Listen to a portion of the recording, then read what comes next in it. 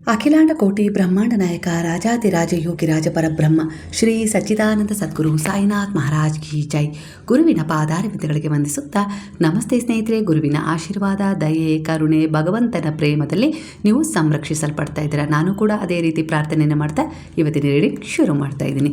ಸ್ನೇಹಿತರೆ, ಎಂದಿನಂತೆ ಇದು ಒಂದು ಟೈಮ್ಲೆಸ್ ಜನರಲ್ ರೀಡಿಂಗ್ ಆಗಿರುತ್ತೆ. ಹಾಗೆ ಇದು ಕನೆಕ್ಟಿವ್ ಎನರ್ಜಿಯಲ್ಲಿರುತ್ತೆ. ಯಾವ ಸಮಯದ ಎನರ್ಜಿ ಪ್ರಕಾರ ನೀವು ಈ ರೀಡಿಂಗ್ನ ಎನರ್ಜಿಗೆ ಕನೆಕ್ಟ್ ಆಗ್ತಿರೋ ಖಂಡಿತವಾಗಿಯೂ ನಿಮಗೆ ಆ ಎನರ್ಜಿಗೆ ಈ ಎನರ್ಜಿ ಕನೆಕ್ಟ್ ಆಗಿ ನಿಮ್ಮನ್ನು ಹೀಲ್ ಮಾಡುತ್ತೆ, ಗೈಡ್ ಮಾಡುತ್ತೆ, ಕೆಲವು ತೀರ್ಮಾನಗಳನ್ನು ತೆಗೆದುಕೊಳ್ಳುವಲ್ಲಿ ನಿಮಗೆ ಸಹಾಯ ಮಾಡುತ್ತೆ. ಒಟ್ಟಾರೆಯಾಗಿ ನಿಮ್ಮ ಮನಸ್ಸಿನ ಆಗಿನ ಈಗಿನ ಪರಿಸ್ಥಿತಿಗೆ ಅನುಗುಣವಾಗಿ ಈ ರೀಡಿಂಗ್ ನಿಮಗೆ ಕನೆಕ್ಟ್ ಆಗೋದು ಖಂಡಿತ. ಯಾಕಂದರೆ ನೀವು ಗುರುವನ್ನು, ಭಗವಂತನನ್ನು ಸ್ಮರಣೆ ಮಾಡಿಕೊಂಡು ನಿಮ್ಮ ಒಂದು ಜೀವನಕ್ಕೆ ಏನಾದರೂ ತಿರುವು ಸಿಗುತ್ತಾ ಅನ್ನುವ ಒಂದು ನಂಬಿಕೆಯಿಂದ ಈ ಒಂದು ರೀಡಿಂಗಿಗೆ ಕನೆಕ್ಟ್ ಆಗಿರ್ತೀರಲ್ಲ, ಅದಕ್ಕೆ ತಕ್ಕ ಹಾಗೆ ಬ್ರಹ್ಮಾಂಡದ ಶಕ್ತಿ, ಗುರುವಿನ ಶಕ್ತಿ, ನೀವು ನಂಬಿದ ದೈವ ಶಕ್ತಿಯ ಎನರ್ಜಿ ನಿಮಗೆ ಕನೆಕ್ಟ್ ಆಗಿ ನಿಮ್ಮನ್ನು ಗೈಡ್ ಮಾಡುತ್ತೆ. ಹಾಗಾದರೆ ಮೊದಲನೇದಾಗಿ ನಿಮ್ಮ ಈಗಿನ ಪ್ರಸ್ತುತ ಭಾವನೆಗೆ ತಕ್ಕ ಹಾಗೆ ಯಾವ ರೀತಿಯ ಒಂದು ಎನರ್ಜಿ ನಿಮಗೆ ಕನೆಕ್ಟ್ ಆಗಿ ನಿಮ್ಮ ಮನಸ್ಸಿನ ಪ್ರಸ್ತುತ ಭಾವನೆಗಳಿಗೆ ಉತ್ತರ ನೀಡ್ತಾ ಇದೆ.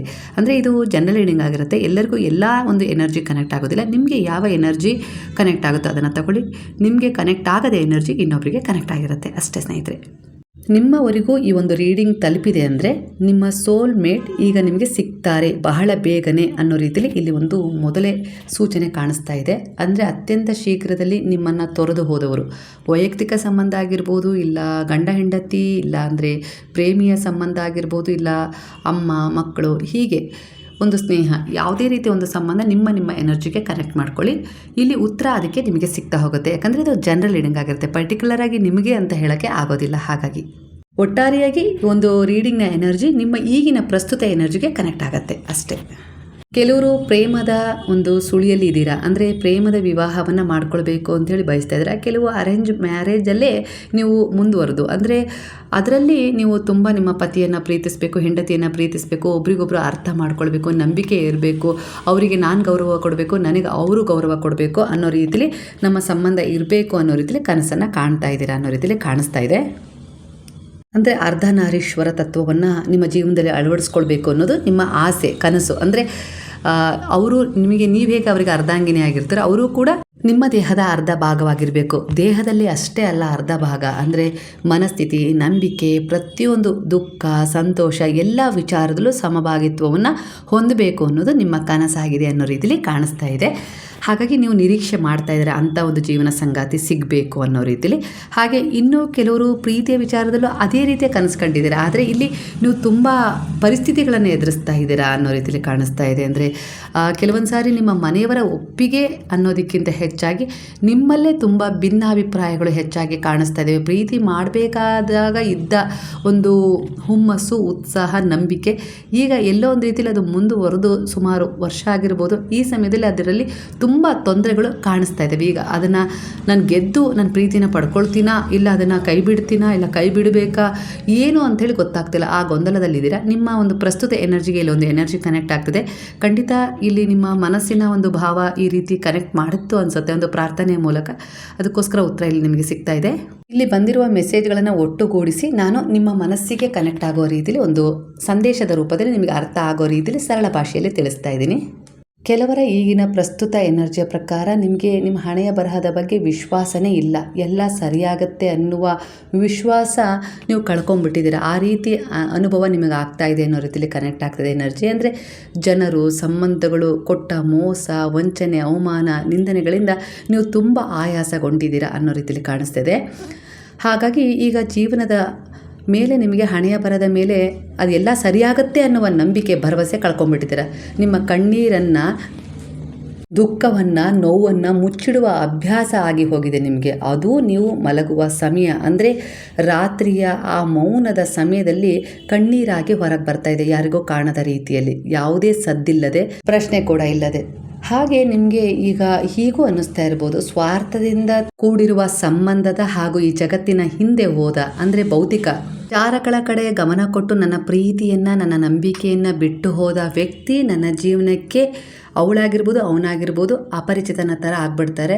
ಅವರು ಮರಳಿ ಬರ್ತಾರಾ ಅನ್ನುವ ಭಯದ ಎನರ್ಜಿಯಲ್ಲಿ ಕಾಣಿಸ್ತಾ ಇದೆ. ಆದರೆ ಅವಳು ಮರಳ್ತಿದ್ದಾರೆ ಅನ್ನೋ ರೀತಿಯಲ್ಲಿ ಕಾಣಿಸ್ತಾ ಇದೆ ಇಲ್ಲಿ ಒಂದು ಎನರ್ಜಿ. ಹೇಗೆ ಅಂದರೆ, ಯಾರಿಗಾಗಿ ನೀವು ನಿಮ್ಮ ನೆಮ್ಮದಿಯ ನಿದ್ದೆ ಆಗಿರ್ಬೋದು, ನಿಮ್ಮ ದಿನದ ಶಾಂತಿಯನ್ನಾಗಿರ್ಬೋದು, ಒಟ್ಟಾರೆಯಾಗಿ ನಿಮ್ಮ ಜೀವನವನ್ನೇ ಪಣಕ್ಕಿಟ್ಟು ನಿಮ್ಮ ವ್ಯಕ್ತಿತ್ವದ ಸಂತೋಷವನ್ನು ಮರೆಮಾಚಿದ್ರು, ಅಂದರೆ ಒಂದು ಪಣಕ್ಕಿಟ್ಟಿದ್ರು ಅವರ ಮರಳುವಿಕೆಗಾಗಿ.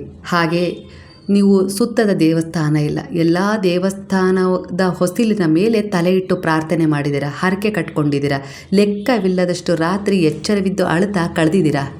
ಈಗಿನ ಪ್ರಸ್ತುತ ಎನರ್ಜಿಗೆ ಕಳೀತಾ ಇದ್ದೀರಾ ಅನ್ನೋ ರೀತಿಯಲ್ಲೂ ಕೂಡ ಕಾಣಿಸ್ತಾ ಇದೆ. ಅವರು ಮರಳುತ್ತಾರಾ? ಖಂಡಿತ ಅವರು ಮರಳುತ್ತಿದ್ದಾರೆ, ಕೇವಲ ನಿಮಗಾಗಿ. ನಿಮಗೆ ನೆನಪಿದೆಯಾ ನೀವು ಅವರನ್ನು ಮೊದಲ ಬಾರಿಗೆ ನೋಡಿದ್ದು, ಹಾಗೆ ಭೇಟಿಯಾದದ್ದು? ನಿಮ್ಮ ಹೃದಯದಲ್ಲಿ ಒಂದು ಮಿಂಚಿನ ರೀತಿಯ ಅನುಭವವಾಗಿತ್ತು ಆ ಸಮಯದಲ್ಲಿ. ಅದು ಸಾಧಾರಣ ಆಕರ್ಷಣೆ ಆಗಿರಲಿಲ್ಲ, ಅದು ಕೇವಲ ಬಯಕೆ ಕೂಡ ಆಗಿರಲಿಲ್ಲ. ಅದು ನಿಮಗೆ ಆ ಕ್ಷಣ ಹೀಗನಿಸಿತ್ತು, ಹಿಂದಿನ ಯಾವುದೋ ಒಂದು ಜನ್ಮದ ಅಪೂರ್ಣವಾದ ಪ್ರೀತಿ ಈ ರೂಪದಲ್ಲಿ ಬಂದಿದೆ ಅನ್ನುವ ಅನುಭವ. ಇದನ್ನು ನಿಮ್ಮ ಆತ್ಮ ಆ ಕ್ಷಣವೇ ಗುರುತಿಸಿತ್ತು ಅನ್ನುವ ಅನುಭವಕ್ಕೆ ನೀವು ಸಾಕ್ಷಿಯಾಗಿದ್ರಿ ಆ ಸಮಯದಲ್ಲಿ ಅನ್ನೋ ರೀತಿಯಲ್ಲಿ ಎನರ್ಜಿ ಕನೆಕ್ಟ್ ಆಗ್ತದೆ.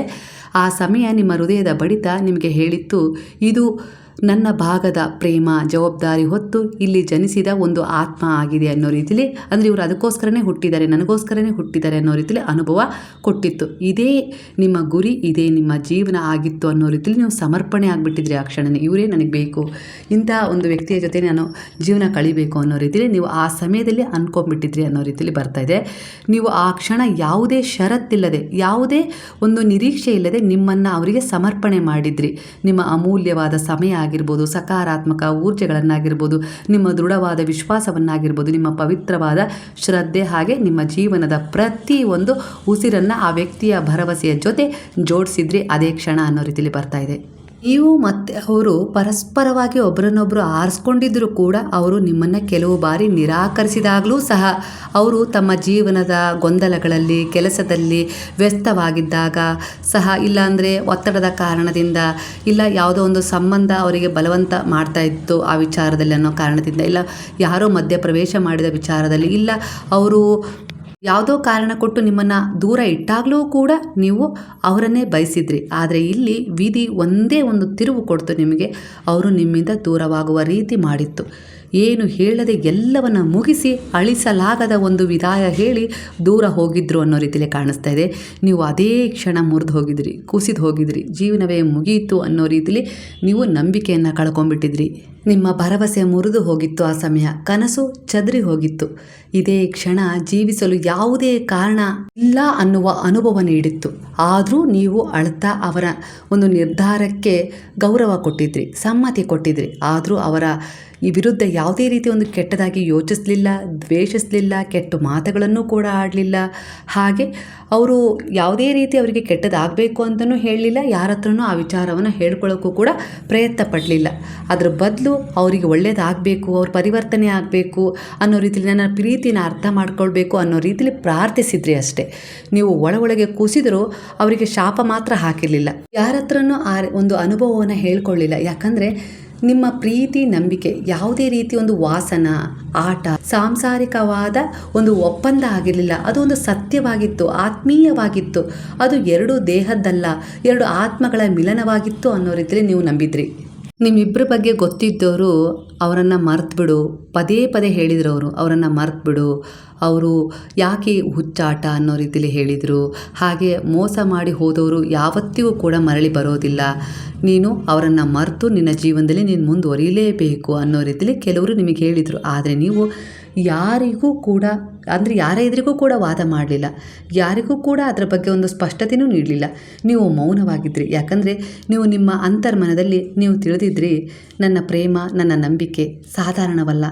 ಆ ಭಗವಂತನೇ ಹೆಣೆದಿರುವ ದಾರದಲ್ಲಿ ಜನ್ಮ ಜನ್ಮಗಳಿಂದ ನಾವಿಬ್ಬರು ಇದ್ದೀವಿ ಅನ್ನುವ ಅನುಭವವನ್ನು ಹೊಂದಿದ್ರಿ ನಿಮ್ಮ ನಂಬಿಕೆಗೆ ಅನುಸಾರವಾಗಿ. ಅದನ್ನು ಯಾರ ಹತ್ರನೂ ಶೇರ್ ಮಾಡ್ಕೊಳ್ಳೋಕ್ಕಾಗೋದಿಲ್ಲ, ಯಾಕಂದರೆ ಶೇರ್ ಮಾಡಿದ್ರೆ ಹುಚ್ಚರು ಅಂತಾರೆ ನಿಮ್ಮನ್ನು. ಹಾಗಾಗಿ ನೀವು ಅದನ್ನು ಯಾರ ಹತ್ರನೂ ಶೇರ್ ಮಾಡಲಿಲ್ಲ. ಆದರೆ ನಿಮ್ಮ ಪ್ರೀತಿಯ ಮೇಲೆ ನಿಮಗೆ ನಂಬಿಕೆ ಇತ್ತು. ನಿಮ್ಮ ಗಂಡ ಆಗಿರ್ಬೋದು, ಪ್ರೇಮಿ ಆಗಿರ್ಬೋದು, ಅವರ ಬಗ್ಗೆ ನಿಮಗೊಂದು ನಂಬಿಕೆ ಇತ್ತು. ಅವರು ಸರಿ ಆಗ್ತಾರೆ, ಅವರು ಮರಳಿ ಬರ್ತಾರೆ, ಅವರು ತನ್ನ ಒಂದು ಮಧ್ಯದ ಸಂಬಂಧದಿಂದ ನನ್ನ ಪ್ರೀತಿ ಬೆಲೆ ಅರ್ಥವನ್ನು ಮಾಡಿಕೊಂಡು ಹಿಂತಿರುಗ್ತಾರೆ ಅನ್ನೋದು ನಿಮ್ಮ ನಂಬಿಕೆ. ಕಾಯ್ತಾ ಇದ್ದೀರಾ.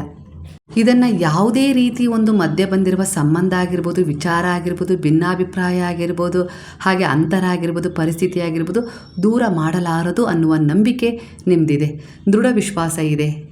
ಅಂತಹ ಒಂದು ಭರವಸೆಯ ತುಂಬಿದ ಭಾವನೆಯ ಕಾಯುವಿಕೆಯ ತಾಳ್ಮೆಯ ಗೆಲುವಿನ ಫಲ ಈಗ ನಿಮಗೆ ಸಿಗ್ತಾ ಇದೆ ಅನ್ನೋ ರೀತಿಯಲ್ಲಿ ಕಾಣಿಸ್ತಾ ಇದೆ. ನಿಮ್ಮ ಶುದ್ಧ ಮನಸ್ಸಿನ ಸಮರ್ಪಣೆ ಹಾಗೆ ನಿಮ್ಮ ನಿಶ್ಚಲ ಪ್ರೇಮದ ಕಂಪನ ಬ್ರಹ್ಮಾಂಡದ ಶಕ್ತಿಯನ್ನು ಸಹ ನಿಮ್ಮ ಪರವಾಗಿ ಕೆಲಸ ಮಾಡುವಂತೆ ಮಾಡಿದೆ ಅನ್ನೋ ರೀತಿಯಲ್ಲಿ ಬರ್ತದೆ. ಅಂದರೆ ನಿಮ್ಮ ಆರ್ತನಾದ, ನಿಮ್ಮ ಒಂದು ಶ್ರದ್ಧೆ, ಹಾಗೆ ಒಂದು ರಾತ್ರಿ ಅಂದರೆ ಆ ಮೌನದ ಒಂದು ರಾತ್ರಿಗಳು, ಆ ಮೌನದ ರಾತ್ರಿಯಲ್ಲಿ ನೀವು ಹಾಕಿದ ಕಣ್ಣೀರು, ಆ ಸಮಯದಲ್ಲಿ ಆ ವಾತಾವರಣ, ಶುದ್ಧವಾದ ಶಾಂತವಾದ ವಾತಾವರಣ, ಬಾನಲ್ಲಿ ಮೂಡಿರುವ ಚಂದ್ರ, ನಕ್ಷತ್ರ ನಿಮ್ಮ ಮನಸ್ಸಿನ ಮಾತನ್ನು ಕೇಳಿಸ್ಕೊಂಡಿದ್ವು. ಇದು ಆ ಎಲ್ಲ ಪ್ರಾರ್ಥನೆಯ ಪವಿತ್ರವಾದ ಒಂದು ಊರ್ಜೆಯಾಗಿ ನಿಮ್ಮ ಕಡೆ ಅವರು ಮರಳುವ ಸಂದರ್ಭ ಬಂದಿದೆ ಎನ್ನುವ ಸೂಚನೆಯನ್ನು ಕೊಡ್ತಾ ಇದ್ದಾರೆ. ಬಹುಶಃ ಮನದಲ್ಲಿ ಈ ಪ್ರಶ್ನೆ ನಿಮಗೆ ಮೂಡಿರ್ಬೋದು, ಅವರು ಮರಳಿ ಬರುವ ತೀರ್ಮಾನ ಮಾಡಿದ್ದಾರೆ ಅಂದರೆ ಯಾಕಿಷ್ಟು ತಡವಾಯಿತು ಅಂತ ಹೇಳಿ. ಇಷ್ಟು ವರ್ಷಗಳಿಂದ ಅವರು ಯಾಕೆ ನಿಮ್ಮನ್ನು ಒಂದು ಚಡಪಡಿಕೆಯಲ್ಲಿ ಇಟ್ಟಿದ್ರು, ಹಾಗೆ ನಿಮ್ಮ ಕಣ್ಣೀರಿಗೆ ಹಾಗೆ ಬೆಲೆ ಯಾಕೆ ಕೊಡಿರಲಿಲ್ಲ ಆ ಸಮಯದಲ್ಲಿ ಅನ್ನುವ ನಿಮ್ಮ ಪ್ರಶ್ನೆಗೆ ಉತ್ತರ ಅವರು ಮಾನಸಿಕ ಹಾಗೆ ಆಧ್ಯಾತ್ಮಿಕ ರೂಪದಲ್ಲಿ ಸಿದ್ಧರಾಗಿರಲಿಲ್ಲ. ಆ ಸಮಯದಲ್ಲಿ ಅವರ ಅಂತರ್ಮನದಲ್ಲಿ ತಿಳಿದಿದ್ರು ನೀವು ಯಾರು ಅಂತ ಹೇಳಿ, ನಿಮ್ಮ ಮಹತ್ವ ಬೆಲೆ ಏನು ಅಂತ ಹೇಳಿ ಅವರು ಆಗಲೇ ತಿಳಿದಿದ್ರು. ಆ ಸಮಯ ಅವರ ಒಳಗಿದ್ದ ಒಂದು ಅಹಂಕಾರ, ನಾನು ಎನ್ನುವ ಭಾವ, ಸಮಾಜದ ಒಂದು ಬಂಧನ, ಕುಟುಂಬದ ಗೌರವ, ಇಂತಹ ಪರಿಸ್ಥಿತಿಗಳನ್ನು ಎದುರಿಸಲಾಗದೆ ಹೆದರುತ್ತಾ ಇದ್ರು. ಅವರು ನಿಮ್ಮ ಪವಿತ್ರ ನಂಬಿಕೆಯ ಪ್ರೇಮಕ್ಕೆ ಅರ್ಹರಾಗಿರಲಿಲ್ಲ. ಅಂದರೆ ಅರ್ಹನು ನಾನಲ್ಲ ಅನ್ನೋ ರೀತಿಲಿ ಅವರನ್ನು ತೀರ್ಮಾನ ಮಾಡ್ಕೊಂಡ್ಬಿಟ್ಟಿದ್ರು. ಅಂದರೆ ಅವರು ಒಳಗಿನಿಂದ ಹೆದರು ಹೋಗ್ಬಿಟ್ಟಿದ್ರು. ನಿಮ್ಮ ಆಳವಾದ ಪ್ರೇಮ, ನಂಬಿಕೆ, ಹಾಗೆ ನಿಮ್ಮ ಒಂದು ಶುದ್ಧವಾದ ನಿಶ್ಚಲವಾದ ಒಂದು ಸತ್ಯದ ಪ್ರೀತಿ ಕಂಡು, ನಂಬಿಕೆ ಕಂಡು, ನಿಮ್ಮ ದೃಢ ಒಂದು ನಿಷ್ಠೆ ಕಂಡು ಹೆದರಿದ್ರು. ಸಾಧಾರಣ ವ್ಯಕ್ತಿಯ ಎದುರಿಗೆ ಸತ್ಯ, ನಿಷ್ಠೆ, ಪ್ರಾಮಾಣಿಕತ್ವದಿಂದ ಕೂಡಿದ ದಿವ್ಯ ಪ್ರೇಮ ಬಂದು ನಿಂತಾಗ ಕೆಲವರು ನಾನು ಪ್ರೀತಿಗೆ, ನಂಬಿಕೆಗೆ ಅರ್ಹನ ಅನ್ನುವ ರೀತಿಯಲ್ಲಿ ಯೋಚಿಸ್ತಾರೆ, ಹೆದರುತ್ತಾರೆ. ಅವರಿಗೂ ಕೂಡ ಹೀಗೆ ಅನಿಸಿತ್ತು ಆ ಸಮಯದಲ್ಲಿ. ಆ ಪವಿತ್ರವಾದ ಪ್ರೇಮ ಆಗಿರ್ಬೋದು, ನಂಬಿಕೆ ಆಗಿರ್ಬೋದು, ಆ ಸಂಬಂಧವನ್ನು ನಾನು ನಿಭಾಯಿಸ್ತೀನ ಅನ್ನೋ ರೀತಿಯಲ್ಲಿ, ನಾನು ಅದಕ್ಕೆ ಅರ್ಹರಲ್ಲ ಅನ್ನೋ ರೀತಿಯಲ್ಲಿ ಅವ್ರು ಯೋಚಿಸ್ತಿದ್ರು ಅನ್ನೋ ರೀತಿಯಲ್ಲಿ ಕಾಣಿಸ್ತದೆ. ಅವ್ರಿಗೆ ಅನ್ನಿಸ್ತದೆ ಇಂತಹ ಒಂದು ನಿಸ್ವಾರ್ಥ ಪ್ರೇಮದ ಬದಲಿಗೆ ನಾನು ಏನು ಕೊಡಲು ಸಾಧ್ಯ ಅನ್ನೋ ರೀತಿಯಲ್ಲಿ ಅವರು ಯೋಚಿಸ್ತಾ ಇದ್ದಾರೆ ಅನ್ನೋ ರೀತಿಯಲ್ಲಿ ಕಾಣಿಸ್ತಾ ಇದೆ. ಈಗ ನೀವು ಅವರು ಬಿಟ್ಟು ಹೋದಂಥ ಸಂದರ್ಭದಲ್ಲಿ, ಅವರು ನೋವು ಕೊಟ್ಟು ಹೋದಂಥ ಸಂದರ್ಭದಲ್ಲಿ, ನಿಮ್ಮನ್ನು ಯಾರದ್ದೋ ಮಾತು ಕೇಳಿ ತಿರಸ್ಕಾರ ಮಾಡಿದಂಥ ಸಂದರ್ಭದಲ್ಲಿ, ಕೆಲವು ಪರಿಸ್ಥಿತಿ ಒತ್ತಡಗಳಿಗೆ ಒಳಪಟ್ಟು, ಸಮಾಜದ ಕೆಲವು ಒಂದು ಬಂಧನಗಳಿಗೆ ಒಳಪಟ್ಟು ನಿಮ್ಮನ್ನು ತಿರಸ್ಕರಿಸಿದಂಥ ಸಂದರ್ಭದಲ್ಲೂ ಕೂಡ ನೀವು ಅವರನ್ನು ದ್ವೇಷಿಸಲಿಲ್ಲ, ಇಲ್ಲವೇ ಯಾವುದೇ ರೀತಿಯ ಒಂದು ಕಂಪ್ಲೇಂಟ್ ಕೂಡ ಮಾಡಲಿಲ್ಲ. ಅವರ ವಿರುದ್ಧ ಒಂದು ಪ್ರತಿಶೋಧ ತೀರಿಸಿಕೊಳ್ಳುವ ಭಾವನೆ ಕೂಡ ನಿಮಗಿಲ್ಲ. ಈಗ ಪ್ರೆಸೆಂಟ್ ಎನರ್ಜಿಯಲ್ಲಿ ಇರಲಿಲ್ಲ ಅನ್ನೋದು ಕಾಣಿಸ್ತಾ ಇದೆ. ಅಂದರೆ ದೂರವಾದರೂ ನೀವು ಅವರು ಬದಲಾಗ್ಬೋದು, ಬರ್ಬೋದು ಅನ್ನೋ ನಿರೀಕ್ಷೆಯಲ್ಲಿ, ಆ ಪ್ರೇಮದ ನಂಬಿಕೆಯಲ್ಲಿ ಪ್ರಾರ್ಥಿಸ್ತಾ ಇದ್ರಿ. ಇದೇ ನಿಶ್ಚಲ ನಿರ್ಮಲ ಪ್ರೇಮ ಪ್ರತಿಯೊಂದು ಬಾಧೆಗಳನ್ನು ದಾಟಿ ನಿಂತಿದೆ ಈ ಸಮಯದಲ್ಲಿ ಅನ್ನೋ ರೀತಿಯಲ್ಲಿ ಬರ್ತಾ ಇದೆ. ಅಂತರದ ವೈಷಮ್ಯ ಅಳಿಸಿದೆ. ಇದೇ ನಿಮ್ಮ ನಂಬಿಕೆ, ಪ್ರೀತಿಯ ಸಂಕಲ್ಪ ಅವರು ನಿಮ್ಮ ಬಳಿ ಮರಳುವ ಹಾಗೆ ಮಾಡ್ತಾ ಇದೆ. ಆದರೆ ನೆನಪಿಡಿ, ಈ ಬಾರಿ ಅವರು ಮೊದಲಿನಂತೆ ಆಗಿ ಬರ್ತಾ ಇಲ್ಲ. ಅವರ ಆತ್ಮ ಒಂದು ದೂರವಾದ ಪ್ರಯಾಣ, ಕಠಿಣ ನೋವಿನ ಪ್ರಯಾಣ ಮಾಡಿ ಬರ್ತಾ ಇದೆ. ಅವರು ಜಗತ್ತಿನ ಸಂಬಂಧಗಳ ಮೋಸವನ್ನ ಈಗಾಗಲೇ ಕಂಡಿದ್ದಾರೆ. ಅವರ ಸುತ್ತನೇ ಇದ್ದು ಸ್ವಾರ್ಥಕ್ಕಾಗಿ ಅವರನ್ನು ವಂಚಿಸಿದ ವಿಚಾರ ಅವರೀಗ ತಿಳಿದಿದ್ದಾರೆ. ಕರ್ಮಗಳ ಪೆಟ್ಟು ಕೂಡ ಅವರಿಗೀಗ ಆಗಿದೆ. ವಿರಹದ ಬೆಂಕಿಯಲ್ಲಿ ನೊಂದಿದ್ದಾರೆ. ಅವರಿಗೀಗ ಅರ್ಥ ಆಗಿದೆ, ಇಲ್ಲಿ ನಿಮ್ಮ ವಿನಃ ಯಾರೂ ಕೂಡ ಇಲ್ಲ ಅವರನ್ನು ಅರ್ಥ ಮಾಡ್ಕೊಳ್ಳೋಕ್ಕೆ. ಯಾಕಂದರೆ ಷರತ್ತುಗಳಿಲ್ಲದೆ ಅವರನ್ನು ನೀವು ಸ್ವೀಕಾರ ಮಾಡಿದ್ರಿ, ಯಾವುದೇ ರೀತಿ ಒಂದು ನಿರೀಕ್ಷೆ ಇಲ್ಲದೆ ನೀವು ಅವ್ರ ಜೊತೆ ಇದ್ರಿ, ಭರವಸೆ ಇಟ್ಟಿದ್ರಿ. ಅವರಿಗೆ ಅದರ ಅನುಭವ ಈಗಾಗಿದೆ ಅನ್ನೋ ರೀತಿಯಲ್ಲಿ ಕಾಣಿಸ್ತಾ ಇದೆ. ಅಂದ್ಕೊಂಡಿರ್ಬೋದು ಅವರು ಮರೆತು ದೂರ ಆಗಿರ್ಬೋದು, ದೂರ ಹೋಗಿದ್ರು ಅನ್ನೋ ರೀತಿಯಲ್ಲಿ. ಆದರೆ ಅವರಿಗೂ ಕೂಡ ಎಲ್ಲೋ ಒಂದು ರೀತಿಯಲ್ಲಿ ಮನುಷ್ಯತ್ವ, ಮಾನವೀಯತೆ ಅನ್ನೋದು ಆಗಾಗ ಕೆಣಕ್ತಾ ಇತ್ತು. ಅವ್ರಿಗೇನಾದರೂ ಒಂದು ಪೆಟ್ಟು ಬಿದ್ದಾಗಲೆಲ್ಲ ಅವರು ಯಾವಾಗಲೂ ತಮ್ಮ ಮನದಾಳದಲ್ಲಿ ನಿಮ್ಮ ನೆನಪನ್ನು ಮಾಡ್ಕೊಳ್ತಾ ಇದ್ರು. ಅಷ್ಟು ಸುಲಭವಾಗಿ ಅವರು ನಿಮ್ಮನ್ನು ಮರೆತಿರಲಿಲ್ಲ. ಯಾವುದಾದ್ರೂ ಒಂದು ಕಣ್ಣೆದುರಿಗೆ ಗುಂಪು ಕಂಡಾಗ ಆ ಗುಂಪಲ್ಲಿ ಎಲ್ಲೋ ನೀವು ಇದ್ದೀರಾ ಅನ್ನೋ ರೀತಿಯಲ್ಲಿ ಹುಡುಕಾಟ ಕೂಡ ಮಾಡಿದ್ದುಂಟು ಅನ್ನೋ ರೀತಿಯಲ್ಲಿ ಕಾಣಿಸ್ತದೆ. ಒಂಟಿತನದಲ್ಲಿ ನಿಮ್ಮ ನೆನದು ಅವರು ಕಣ್ಣೀರು ಕೂಡ ಹಾಕಿದ್ದಾರೆ, ಪಶ್ಚಾತ್ತಾಪದ ಬೆಂಕಿಯಲ್ಲಿ ಬೆಂದಿದ್ದಾರೆ ಅನ್ನೋ ರೀತಿಯಲ್ಲಿ ಕಾಣಿಸ್ತಾ ಇದೆ. ಅವರು ತಮಗೆ ತಾವೇ ಕೇಳ್ಕೊಳ್ತಾ ಇದ್ರೆ, ನಾನು ಇಷ್ಟೊಂದು ತಪ್ಪುಗಳನ್ನು ಮಾಡಿದ ಮೇಲೂ ಕೂಡ, ನೋವು ಕೊಟ್ಟ ಮೇಲೂ ಕೂಡ, ಕಣ್ಣೀರು ಹಾಕ್ಸಿದ ಮೇಲೂ ಕೂಡ ಅವರು ನನ್ನನ್ನು ಸ್ವೀಕರಿಸ್ತಾರಾ? ನಾನು ಅವ್ರ ಜೀವನದಲ್ಲಿ ಮರಳೋದು ಸರಿನಾ? ಮತ್ತೆ ನನಗೆ ಅದೇ ಪ್ರೀತಿ, ನಂಬಿಕೆ, ಬೆಲೆ ಸಿಗತ್ತಾ ಅನ್ನೋ ರೀತಿಲೂ ಕೂಡ ಅವ್ರು ಯೋಚಿಸ್ತಾ ಇದ್ದಾರೆ. ನೀವು ಅವರನ್ನು ಕ್ಷಮಿಸ್ತೀರಾ, ಇಲ್ಲ ಹಿಂದಿನಂತೆ ಅವರನ್ನು ಪ್ರೀತಿಸ್ತೀರಾ, ನಂಬ್ತೀರಾ ಅನ್ನೋ ರೀತಿಲೂ ಕೂಡ ಅವರ ಪ್ರಸ್ತುತ ಭಾವನೆ ಈಗ ಯೋಚಿಸ್ತಾ ಇದೆ ಅನ್ನೋ ರೀತಿಯಲ್ಲಿ ಕಾಣಿಸ್ತಿದೆ. ನೀವು ನಂಬಿದ ಗುರುವು, ಭಗವಂತನ ಶಕ್ತಿ ಇಲ್ಲಿ ಅಂತಿಮವಾದ ಒಂದು ಸೂಚನೆ ನೀಡ್ತಾ ಇದೆ. ಸಮಯದ ಚಕ್ರ ತಿರುಗಿದೆ. ಅವರು ಎಲ್ಲ ರೀತಿಯ ಒಂದು ವಿಚಾರ ಬದಿಗಿಟ್ಟು ಪಶ್ಚಾತ್ತಾಪ ಪಟ್ಟು ಅವರು ನಿಮ್ಮ ಕಡೆ ಬರ್ತಾ ಇದ್ದಾರೆ, ಬರುವ ನಿರ್ಧಾರ ಕೂಡ ಮಾಡಿದ್ದಾರೆ ಅನ್ನೋ ರೀತಿಯಲ್ಲಿ ಕಾಣಿಸ್ತಾ ಇದೆ. ನಿಮಗೆ ಆ ಸಮಯದಲ್ಲಿ ಆ ಒಂದು ನೋವಿನ ಗಳಿಗೆಯಲ್ಲೂ ಕೂಡ ನೀವು ಭರವಸೆ ಕಳ್ಕೊಂಡಂಥ ಸಂದರ್ಭದಲ್ಲೂ ಕೂಡ ಅಳುತ್ತಾ ಆಕಾಶದತ್ತ ನೀವು ಕೈ ಮಾಡಿ ಮುಖ ಮಾಡಿ ಪ್ರಾರ್ಥನೆ ಮಾಡಿದ್ರಿ. ಹೇ ದೇವರೇ, ಹೇ ಗುರುವೇ, ನನ್ನ ಪ್ರೀತಿ, ನನ್ನ ನಂಬಿಕೆ ಸತ್ಯವಾಗಿದ್ದರೆ ನಾನು ಯಾರಿಗೂ ನನಗೆ ತಿಳಿದ ಮಟ್ಟಿಗೆ ಕೆಟ್ಟದನ್ನು ಮಾಡಿಲ್ಲ, ಬಯಸಿಲ್ಲ, ಹಾಗಾಗಿ ಅವರು ನನ್ನ ಬಳಿ ಮರಳುವಂತೆ ಮಾಡಿ ಅನ್ನೋ ರೀತಿಯಲ್ಲಿ ನೀವು ಪ್ರಾರ್ಥನೆಯನ್ನು ಮಾಡಿದ್ದೀರಾ. ಅದೇ ಒಂದು ಕೂಗು ಈ ಸಮಯದ ಒಂದು ತಿರುವಿಗೆ ಚಾಲನೆ ಕೊಟ್ಟಿದೆ ಅನ್ನೋ ರೀತಿಯಲ್ಲಿ ಕಾಣಿಸ್ತದೆ. ನಿಮ್ಮ ಕಣ್ಣೀರು, ಪ್ರಾರ್ಥನೆ, ತಾಳ್ಮೆಯ ಭರವಸೆ ಅಂದರೆ ಅವರ ಹೃದಯ ಪರಿವರ್ತನೆ ಮಾಡಲಿಕ್ಕೆ, ಅವರು ಮರಳಿ ಬರುವ ಹಾಗೆ ಒಂದು ತೀರ್ಮಾನ ಮಾಡಲಿಕ್ಕೆ ನಿಮ್ಮ ಒಂದು ನಿಷ್ಠೆಯ ಪ್ರಾರ್ಥನೆಯ ಕಾರಣವಾಗಿದೆ. ಖಂಡಿತ ಬಹುಬೇಗನೆ ಅವರು ನಿಮ್ಮ ಬಳಿ ಮರಳ್ತಾರೆ ಅನ್ನೋದು ಇವತ್ತಿನ ಎನರ್ಜಿಗೆ. ಈಗಿನ ಎನರ್ಜಿ ಯಾರು ಈ ರೀತಿಯ ಮನಸ್ಥಿತಿಯನ್ನು ಅಂದರೆ ಪ್ರಸ್ತುತ ಭಾವನೆಯನ್ನು ಹೊಂದಿದ್ರೋ ಆ ರೀತಿಯ ಒಂದು ವಿಚಾರ ಇಲ್ಲಿ ನಿಮಗೆ ಕನೆಕ್ಟ್ ಆಗಿದೆ. ಅಂದರೆ ಒಂದು ಆಧ್ಯಾತ್ಮಿಕ ಪ್ರಯಾಣದಲ್ಲಿ ನೀವು ಸಾಗ್ತಾ ಇರಬೇಕಾದ್ರೆ ಹಿಂದೆ ಹೇಗಿದ್ರೋ ಗೊತ್ತಿಲ್ಲ, ಆದರೆ ಈಗ ನಿಮ್ಮ ಎನರ್ಜಿ ಆಧ್ಯಾತ್ಮಿಕ ಎನರ್ಜಿಗೆ ಕನೆಕ್ಟ್ ಆಗಿರೋದ್ರಿಂದ ಅಲ್ಲಿ ನಿಮಗೆ ಒಂದು ಹೊಸ ಹೊಸ ತಿರುವುಗಳು, ಹೊಸ ಹೊಸ ಅನುಭವಗಳು, ಹೊಸ ಹೊಸ ಪರಿವರ್ತನೆಗೆ ದಾರಿ ಖಂಡಿತ ಸಿಗುತ್ತೆ. ಯಾಕಂದರೆ ಆ ಜರ್ನಿಯಲ್ಲಿ ನಿಮ್ಮ ಜೊತೆ ನೀವು ನಂಬಿದ ಗುರುವು, ದೈವಶಕ್ತಿ ಇರ್ತಾರೆ. ಹಾಗಾಗಿ ಅಂದರೆ ನಿಮ್ಮ ಒಳ್ಳೆಯ ಉದ್ದೇಶದ ಕರ್ಮಗಳು ಇರ್ತವೆ. ಆ ಕರ್ಮಗಳು ನಿಮ್ಮ ಪ್ರಾರಬ್ಧ ಕರ್ಮದಲ್ಲಿ ನಿಮ್ಗೆ ಏನು ಸಿಗಬಾರ್ದು ಅಂತ ಇರುತ್ತೋ ಅದನ್ನು ನಿಮಗೆ ಬೇಕೇ ಬೇಕು ಅಂದರೆ ಸಿಗುವ ಹಾಗೆ ನಿಮ್ಮ ಒಂದು ಪುಣ್ಯವನ್ನು ವೃದ್ಧಿಸ್ಕೊಳ್ಳೋಕ್ಕೆ ಈ ವರ್ತಮಾನ, ಈಗಿನ ಪ್ರಸ್ತುತ ಎನರ್ಜಿ ನಿಮಗೆ ಸಹಾಯ ಮಾಡುತ್ತೆ. ಗುರುವಿನ ಮಾರ್ಗದರ್ಶನದಲ್ಲಿ ನಿಮ್ಗೆ ಆ ಸಹಾಯ ಸಿಗುತ್ತೆ. ಹಾಗೆ ನಿಮ್ಮ ಒಂದು ಪ್ರಾರಬ್ಧ ಕರ್ಮದ ಅನುಸಾರವಾಗಿ ನಿಮ್ಮ ಜೀವನದಲ್ಲಿ ಏನೊಂದು ಘಟನೆ ಘಟಿಸ್ಬೇಕು, ಅವ್ರು ಸಿಗಬಾರ್ದು, ಇಲ್ಲಾಂದರೆ ಏನೋ ಕೆಟ್ಟದ್ದು ನಡಿಬೇಕು, ಇದೆಲ್ಲ ಇರುತ್ತಲ್ಲ, ಅದನ್ನು ಕಳ್ಕೊಳ್ಳೋಕ್ಕೂ ಕೂಡ ಇಲ್ಲಿ ಗುರುವು ನಿಮಗೆ ಒಂದು ಯೋಜನೆಯ ಒಂದು ಭಾಗವಾಗಿಸಿದ್ದಾರೆ. ಅಂದರೆ ಹಿಂದೆ ಏನಾಗಿದ್ರಿ, ಏನು ತಪ್ಪು ಮಾಡಿದ್ರಿ, ಹಿಂದಿನ ಜನ್ಮದಲ್ಲಿ ಏನಾಗಿತ್ತು ನಡೆದಿತ್ತು ಅದು ಯಾವುದೂ ನಿಮಗೆ ಗೊತ್ತಿಲ್ಲ. ಮುಂದೆ ಏನಾಗುತ್ತೆ ನಿಮ್ಮ ಭವಿಷ್ಯನೋ ಅದು ಕೂಡ ನಿಮಗೆ ಗೊತ್ತಿಲ್ಲ. ಆದರೆ ಈಗ ಈ ವರ್ತಮಾನವನ್ನು ಹೇಗೆ ನೀವು ಶುದ್ಧವಾಗಿಟ್ಕೊಳ್ಬೇಕು, ಹೇಗೆ ಈಗಿನ ಕರ್ಮ ಹಿಂದಿನ ಪ್ರಾರಬ್ಧ ಕರ್ಮವನ್ನು ಬದಲಾವಣೆ ಮಾಡಿಕೊಡುತ್ತೆ, ಹಾಗೆ ಮುಂದಿನ ಭವಿಷ್ಯವನ್ನು ರೂಪಿಸಿಕೊಡುತ್ತೆ ಅನ್ನೋ ಜ್ಞಾನವನ್ನು ಗುರುವು ಅವರ ಶರಣದಲ್ಲಿ ನೀವು ಹೋದ್ಮೇಲೆ ನಿಮಗೆ ನೀಡ್ತಾ ಇದ್ದಾರೆ. ಆಧ್ಯಾತ್ಮಿಕ ಪ್ರಯಾಣದಲ್ಲಿ ನೀವು ಸಾಗ್ತಾ ಇದ್ದೀರಾ, ಆ ಮಾರ್ಗದಲ್ಲಿ ಬಂದಿದ್ದೀರಾ ಅಂದರೆ ಇಲ್ಲಿ ನಿಮಗೆ ದಿನನಿತ್ಯ ಹೊಸ ಹೊಸ ಅನುಭವಗಳು ಸಿಗ್ತವೆ. ಹಿಂದೆ ಒಂದೇ ರೀತಿ ಭೌತಿಕ ಮಾಯೆಯಲ್ಲಿ ನೀವು ತೊಡ್ಕೊಂಡಿದ್ರಿ, ಅದು ಬೇಕು ಇದು ಬೇಕನ್ನೋ ಆಸಕ್ತಿ ಮಾತ್ರ ಇತ್ತು. ಆದರೆ ಈಗ ಆ ಆಸಕ್ತಿ ಇರ್ಬೋದೇನೋ ಗೊತ್ತಿಲ್ಲ, ಆದರೆ ಅದ್ರ ಜೊತೆಗೆ ನೀವು ಏನಾದರೂ ಒಂದು ಒಳ್ಳೆಯದನ್ನು ಅರ್ಥಪೂರ್ಣವಾದ ಜೀವನದ ಜೊತೆ ಕಂಡುಕೊಳ್ಬೇಕು ಅನ್ನೋ ರೀತಿಯಲ್ಲಿ, ಕೊಡಬೇಕು ಅನ್ನೋ ರೀತಿಯಲ್ಲಿ ನಿಮ್ಮ ಮನಸ್ಸು ಭಗವಂತನಿಗೆ ಶರಣಾಗಿದೆ ಅನ್ನೋ ರೀತಿಯಲ್ಲಿ ಕಾಣಿಸ್ತಾ ಇದೆ. ನಿಮ್ಮ ಆತ್ಮ ಈ ಜನ್ಮಕ್ಕೆ ಬರುವ ಮೊದಲು ಕೆಲವು ಅನುಭವಗಳನ್ನು, ಕೆಲವು ಪಾಠಗಳನ್ನು ಮತ್ತು ಕೆಲವು ಬೆಳವಣಿಗೆಗಳನ್ನು ಆಯ್ಕೆ ಮಾಡಿಕೊಂಡೇ ಬಂದಿರುತ್ತೆ. ಇಂದು ನೀವು ಎದುರಿಸ್ತಾ ಇರುವ ಪ್ರತಿಯೊಂದು ಪರಿಸ್ಥಿತಿ, ಪ್ರತಿಯೊಂದು ತಿರುವು, ಪ್ರತಿಯೊಂದು ವಿಳಂಬವೂ ಕೂಡ ನಿಮ್ಮ ವಿರುದ್ಧ ನಡೀತಾ ಇರೋದಿಲ್ಲ. ಅದೆಲ್ಲವೂ ಕೂಡ ನಿಮ್ಮ ಆತ್ಮದ ಬೆಳವಣಿಗೆಗಾಗಿ ರೂಪುಗೊಂಡಿರುವ ಒಂದು ಜೀವನದ ಯೋಜನೆಯ ಒಂದು ಭಾಗವಾಗಿರುತ್ತೆ ಅನ್ನೋ ರೀತಿಯಲ್ಲಿ ಕಾಣಿಸ್ತಾ ಇದೆ. ನೀವು ಅಂದ್ಕೊಳ್ಬೋದು ಅದು ಯಾಕೆ ಹೀಗೆ, ಇದು ಯಾಕೆ ಹೀಗೆ ಅನ್ನೋ ರೀತಿಲಿ, ಅಂದರೆ ಹೀಗೆ ಯಾಕೆ ನಡೀತಾ ಇದೆ, ಹಾಗೆ ಯಾಕೆ ನಡಿಬಾರ್ದು ಅನ್ನೋ ರೀತಿಲಿ ಹೊಂದಾಣಿಕೆ ಮಾಡ್ಕೊಳ್ಳೋ ಪ್ರಯತ್ನ, ಇಲ್ಲಾಂದರೆ ಯಾರದೋ ಜೀವನವನ್ನು ಹೋಲಿಕೆ ಮಾಡ್ಕೊಳ್ಳೋ ಪ್ರಯತ್ನ, ಈ ರೀತಿ ನೀವು ಕಲ್ಪನೆ ಮಾಡ್ಕೊಳ್ತಾ ಇದ್ದೀರಿ ಅಷ್ಟೇ. ಆದರೆ ನಿಮ್ಮ ಆತ್ಮದ ಬೆಳವಣಿಗೆಗೋಸ್ಕರ ಏನು ಒಂದು ರೂಪುಗೊಂಡಿರುತ್ತಲ್ಲ ವ್ಯವಸ್ಥೆ, ಅದರ ಆಧಾರದ ಮೇಲೆ ನಿಮಗೆ ಪರಿವರ್ತನೆ ಸಿಗೋದು. ಅದಕ್ಕೋಸ್ಕರನೇ ಶ್ರೀಕೃಷ್ಣ ಭಗವದ್ಗೀತೆಯಲ್ಲಿ ಹೇಳೋದು ಸಮರ್ಪಣೆಯಾಗಿ, ಅಂದರೆ ನೀವು ನಂಬಿದ ಗುರುವಿನಲ್ಲಾಗಿರ್ಬೋದು, ದೇವರಲ್ಲಾಗಿರ್ಬೋದು, ಅವರಲ್ಲೇ ಆಗಿರ್ಬೋದು, ಸಮರ್ಪಣೆ ಆಗಬೇಕು. ಅಂದರೆ ಎಲ್ಲವನ್ನು ಅವರಿಗೆ ಸಮರ್ಪಣೆ ಮಾಡಬೇಕು. ಪ್ರಯತ್ನ ಮಾತ್ರ ಪ್ರಾಮಾಣಿಕ ಒಂದು ಇದರಲ್ಲಿ ನೀವು ಮಾಡ್ತಾ ಹೋಗ್ಬೇಕು. ಅಂದರೆ ಫಲದ ನಿರೀಕ್ಷೆ ಮಾಡಬಾರ್ದು ಅನ್ನೋದು ಇದರ ವಾಸ್ತವ ಸತ್ಯ.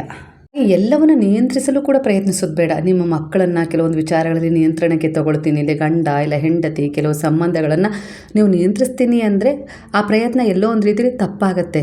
ಅವರನ್ನು ಬದಲಾಯಿಸ್ಬೋದು, ಅದಕ್ಕೋಸ್ಕರ ಪ್ರಾರ್ಥನೆ ಮಾಡ್ಬೋದು, ಶ್ರಮಿಸ್ಬೋದು, ಸಂಭಾಳಿಸ್ಬೋದು. ಆದರೆ ನಿಯಂತ್ರಿಸ್ತೀನಿ, ನನ್ನ ಹಿಡಿತದಲ್ಲಿ ಇಟ್ಕೊಳ್ತೀನಿ ಅನ್ನೋದು ಸಾಧ್ಯವಿಲ್ಲದ ವಿಚಾರ ಅನ್ನೋ ರೀತಿಯಲ್ಲಿ ಬರ್ತದೆ. ಅದು ಏನಾಗುತ್ತೆ ಅಂದರೆ ನಿಮ್ಮ ಎದುರಿಗೆ ನಿಮ್ಮ ನಿಯಂತ್ರಣದಲ್ಲಿ ಇದೀನಿ ಅನ್ನೋ ರೀತಿಯಲ್ಲಿ ಅವ್ರು ಆ್ಯಕ್ಟ್ ಮಾಡ್ಬೋದಷ್ಟೇ, ಆದರೆ ಬಲವಂತದಿಂದ. ಅದು ಬಿಟ್ಟು ಅವರು ಅವರದ್ದೇ ಆದ ರೀತಿಯಲ್ಲಿ ವರ್ತನೆ ಮಾಡ್ತಿರ್ತಾರೆ. ಆಗ ಏನಾಗುತ್ತೆ ಅಂದರೆ ಕಣ್ಣ ಮುಚ್ಚಾಲೆ ರೀತಿಲಿ ನಿಮ್ಮ ಎದುರಿಗೆ ನೀವು ಬಯಸಿದ ರೀತಿಲಿ ಇರ್ತಾರೆ, ನಿಮ್ಮ ಹಿಂದೆ ಅವ್ರಿಗೆ ಇಷ್ಟ ಆದ ರೀತಿಲಿ ಇರ್ತಾರೆ. ಈ ರೀತಿ ಆಗ್ಬಿಡುತ್ತೆ. ನಿಯಂತ್ರಣ ತಪ್ಪಿರ್ತಾರೆ ಅವರು. ನೀವು ಅಂದ್ಕೊಳ್ತಾ ಇರ್ತೀರ ಅಷ್ಟೇ, ಒಂದು ಭ್ರಮೆಯಲ್ಲಿ ಇರ್ತೀರ, ನಿಮ್ಮನ್ನು ಒಂದು ಭ್ರಮೆಯಲ್ಲಿ ಇಡ್ತಾರೆ, ನಾನು ನಿಮ್ಮ ನಿಯಂತ್ರಣದಲ್ಲಿದ್ದೀನಿ ಅನ್ನೋ ರೀತಿಯಲ್ಲಿ, ಅಷ್ಟೇ ಅನ್ನೋ ರೀತಿಯಲ್ಲಿ ಕಾಣಿಸ್ತದೆ. ಹಾಗಾಗಿ ನಿಯಂತ್ರಿಸಲು ಪ್ರಯತ್ನಿಸಬೇಡಿ. ಅವರನ್ನು ಪರಿವರ್ತನೆ ಮಾಡಲಿಕ್ಕೆ, ಇಲ್ಲ ಸಂಭಾಳಿಸಲಿಕ್ಕೆ, ಇಲ್ಲ ಪ್ರೀತಿಯಿಂದ ಅವರನ್ನು ಆಕರ್ಷಣೆ ಮಾಡ್ಕೊಳ್ಳೋಕ್ಕೆ ಎಲ್ಲ ವಿಚಾರವನ್ನು ಅವರು ಹೇಳಬೇಕು. ನಿಮ್ಮಲ್ಲಿ ಒಂದು ಭರವಸೆ ಇಟ್ಟು ಆ ರೀತಿ ಒಂದು ಭರವಸೆಯನ್ನು ನೀವು ಅವ್ರ ಜೊತೆ ಕಮ್ಯುನಿಕೇಟ್ ಮಾಡಿ ಅನ್ನೋ ರೀತಿಯಲ್ಲಿ ಬರ್ತಾ ಇದೆ ವಿಚಾರ. ಕೆಲವೊಂದು ಸಾರಿ ನಿಮ್ಮ ಜೀವನ ನಿಮ್ಮ ನಿರೀಕ್ಷೆಯಂತೆ ಸಾಗದಿದ್ದಾಗ ನಿರಾಶೆಗೊಳ್ತೀರ. ಆದರೆ ಆತ್ಮದ ಮಟ್ಟದಲ್ಲಿ ನೋಡಿದರೆ ಆ ವಿಳಂಬ ಹಾಗೆ ಆ ಒಂದು ಬೇರ್ಪಡುವಿಕೆ ಇರುತ್ತಲ್ಲ, ಆ ಪರೀಕ್ಷೆಗಳು ಕೂಡ ನಿಮ್ಮನ್ನು ಸರಿಯಾದ ದಾರಿಯಲ್ಲಿ ಕರೆದೊಯ್ಯುವ ಒಂದು ಮಾರ್ಗವಾಗಿರುತ್ತೆ, ಒಂದು ಭಗವಂತನ ಯೋಜನೆಯಾಗಿರುತ್ತೆ. ಗುರುವಿನ ಯೋಜನೆಯಲ್ಲೇ ನೀವು ಅವರಲ್ಲಿ ಶರಣಾಗ್ಬಿಟ್ರೆ ಖಂಡಿತ ನಿಮ್ಮ ಜೀವನಕ್ಕೆ ಏನು ಬೇಕು, ನಿಮ್ಮ ಭವಿಷ್ಯ ಹೇಗೆ ರೂಪಿಸಬೇಕು, ಈ ವರ್ತಮಾನ ಹೇಗಿರಬೇಕು, ಹಾಗೆ ಪ್ರಾರಬ್ಧ ಕರ್ಮವನ್ನು ಹೇಗೆ ಸಂಭಾಳಿಸಬೇಕು, ಎಲ್ಲದರ ಒಂದು ಶಿಕ್ಷಣ ಅವರು ಹಂತ ಹಂತವಾಗಿ ಕೊಡ್ತಾ ಹೋಗ್ತಾರೆ. ಆ ಬುದ್ಧಿವಂತಿಕೆ, ಆ ಜ್ಞಾನದ ಮೂಲಕ ಅನ್ನೋ ರೀತಿಯಲ್ಲಿ ಬರ್ತಾ ಇದೆ. ಇಲ್ಲಿ ಸಾಯಿಬಾಬಾರವರ ಆಶೀರ್ವಾದದ ಶಕ್ತಿ, ಇಲ್ಲಿ ನೀವು ಈಗ ಎಲ್ಲಿದ್ದೀರೋ ಅದು ತಪ್ಪಾದ ಸ್ಥಳವಲ್ಲ. ನೀವು ಅನುಭವಿಸ್ತಾ ಇರೋದೆಲ್ಲವೂ ನಿಮ್ಮ ಆತ್ಮದ ಪ್ರಯಾಣದ ಒಂದು ಭಾಗ. ಭಯ ಬಿಡಿ, ನಂಬಿಕೆಯನ್ನು ಹಿಡಿದುಕೊಳ್ಳಿ, ನಾನು ನಿನ್ನೊಂದಿಗಿದ್ದೀನಿ ಅನ್ನೋ ರೀತಿಯಲ್ಲಿ ಬಾಬಾ ಹೇಳ್ತಿದ್ದಾರೆ. ನಿಮಗೀಗ ಬೇಕಾಗಿರುವುದು ಉತ್ತರಗಳನ್ನು ಹುಡುಕೋದಕ್ಕಿಂತ ಹೆಚ್ಚು ಸ್ವೀಕಾರದ ಮನೋಭಾವ. ಯಾಕಂದರೆ ಪ್ರತಿಯೊಂದು ಉತ್ತರವು ಸರಿಯಾದ ಸಮಯದಲ್ಲಿ ನಿಮ್ಮ ಮುಂದೆ ಅನಾವರಣಗೊಂಡೇಗೊಳ್ಳುತ್ತೆ. ಜೀವನದ ಮೇಲೆ ಕೋಪ ಅಥವಾ ಪ್ರತಿರೋಧವನ್ನು ಕಡಿಮೆ ಮಾಡ್ಕೊಳ್ಳಿ. ಕೃಪೆಯೊಂದಿಗೆ ಅದನ್ನು ಹರಿಯಲು ಬಿಡೋದನ್ನು ಕಲೀರಿ ಅನ್ನೋ ರೀತಿಯಲ್ಲಿ ಬರ್ತಾ ಇದೆ.